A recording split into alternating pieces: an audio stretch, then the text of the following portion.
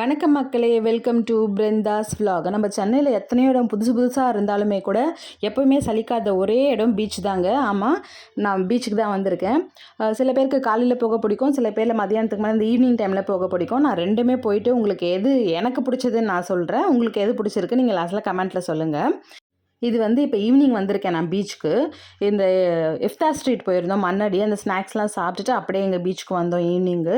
அங்கே நிறைய சாப்பிட்டுட்டதுனால இங்கே வந்து எதுவுமே சாப்பிட முடியல. ஆக்சுவலாக இந்த ஈவினிங் பீச்சுக்கு இங்கே வந்தாலுமே சில பேருக்கு வந்து இந்த மீன்லாம் சாப்பிட இங்கே பிடிக்காது, ஏன்னா க்ளீனாக இருக்காதுன்னு. பட் ஆனால் நான் எப்போவுமே மீனும் இந்த இறாவும் நான் சாப்பிடாமல் போகவே மாட்டேன்.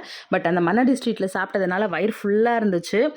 எங்களால் அங்கேயே சாப்பிட முடியல. அதனால் இங்கே வந்து வெயிலுக்கு எப்பவும் போல் ஐஸ்கிரீம் மட்டும் வாங்கி சாப்பிட்டுட்டு, இந்த மக்காச்சோளம் இங்கே நிறைய பேருக்கு எத்தனை பேருக்கு பிடிக்கும்னு எனக்கு தெரியல. எனக்கு இந்த சுட்டச்சோளம் வந்து சாப்பிட பிடிக்காது, பட் பார்க்குறதுக்கு ரொம்பவே பிடிக்கும். அதனால் அதெல்லாம் வேடிக்கை பார்த்துட்டு கொஞ்ச நேரம் முன்னாடியெல்லாம் பீச் தண்ணி ரொம்ப க்ளீனாக இருக்கும். நம்மளும் வயசை மீறி இறங்கி ஆட்டம் போடுற மாதிரி இருக்கும். இப்போவும் நிறைய பேர் ஆட்டம் போடுறாங்க, பட் எனக்கு வந்து பர்சனலாக அது நல்லா இல்லைன்னு தோணுச்சு. அதனால் போனதுக்காகவாச்சும் கொஞ்சம் அப்படியே நின்று பீச்சில் நின்று பார்த்துட்டு வருவேன்.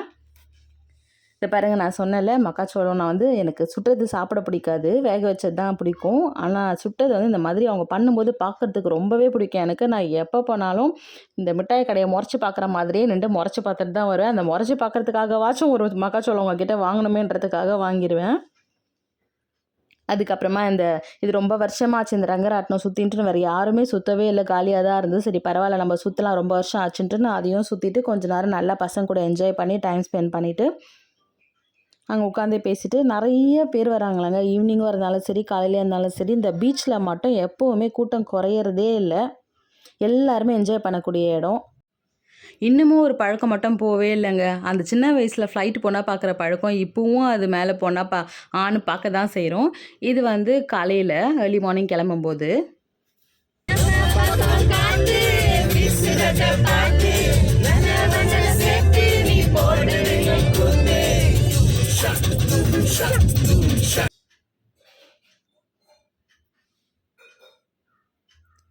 கில்லி படம் ரீரிலீஸ் ஆன எஃபெக்டே இன்னும் போகல.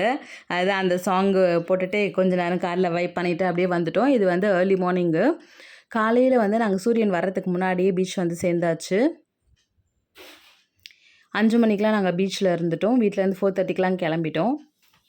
காலையில் வந்தீங்கன்னா என்ன ஒரு ட்ராபேக் அப்படின்னா, காலையில் ஈவினிங் டைமில் நீங்கள் வரும்போது கொஞ்சம் வந்து இந்த தோல் அது இதெல்லாம் க்ளீன் பண்ணி மக்காச்சோளம் தோல் மற்ற வேஸ்ட்டெல்லாம் க்ளீன் பண்ணியிருக்காங்க. பட் காலையில் பாருங்கள், ஏன்னா காலையில் வந்து அவங்க இவ்வளோ சீக்கிரம் வந்து க்ளீன் பண்ண மாட்டேங்கிறாங்க, கொஞ்சம் டைம் எடுத்து அப்புறமா தான் க்ளீன் பண்ணுறாங்க. ரொம்ப குப்பையாக இருந்துச்சு, எங்கடா உட்கார்றதுன்ற மாதிரி இருந்துச்சு, அந்த அளவுக்கு குப்பை இருந்தது. ஸோ காலையில் ரொம்ப க்ளீனாலாம் இல்லை. ஆனால் நான் வந்து காலையிலலாம் இந்த மக்காச்சோளம்லாம் இருக்காதுன்னு நினச்சேன். பட் காலையிலுமே கூட மக்காச்சோளம், மாங்காய் அது இதுன்னு விற்றுட்டே தான் இருந்தாங்க.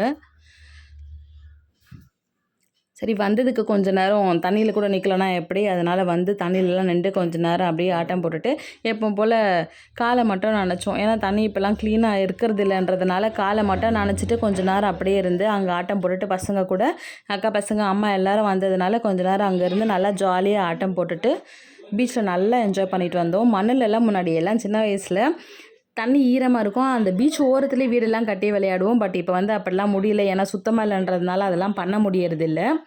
ஸோ என் பொண்ணு சும்மா ஆசைப்பட்டான்னு அதை மட்டும் மண்ணில் கொஞ்ச நேரம் விளையாட விட்டேன். அதே மாதிரி மாங்காய் வந்து சூப்பராக இருந்துச்சு, மாங்காவும் வாங்கி சாப்பிட்டுட்டு சின்ன பசங்களை இன்னொரு விஷயம் சொல்லணும், சின்ன பசங்களை கூட்டிகிட்டு போகும்போது ஸ்லிப்பர் இல்லாமல் மணலில் நடக்க விடாதீங்க. நிறைய பாட்டிலோடலாம் இருக்குது. ஸோ ஸ்லிப்பர் இல்லாமல் பசங்களை குழந்தைங்களாம் நடக்க விடாதீங்க.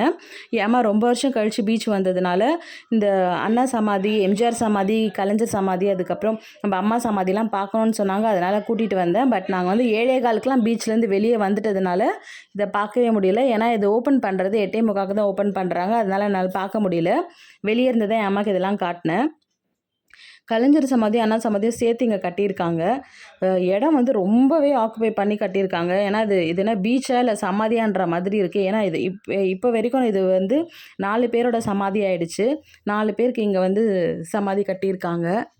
ஸோ இதுக்கப்புறம் இங்கே எதுவும் சமாதியெல்லாம் இல்லாமல் இருந்துச்சுன்னா நல்லாயிருக்கும். இது என்னோடய ஒப்பீனியன் தான். உடனே எல்லோரும் நீ எப்படி அப்படி சொல்லலாம்லாம் கேட்காதீங்க, என்னோடய பர்சனல் ஒப்பீனியன் தான் நான் சொல்கிறேன். பாருங்கள் எவ்வளோ ஸ்பேஸ் ஆக்குபை பண்ணியிருக்காங்க, அதுக்கு பதில் வேறு ஏதாவது கட்டியிருக்கலாம் அப்படின்னு எனக்கு தோணுச்சு.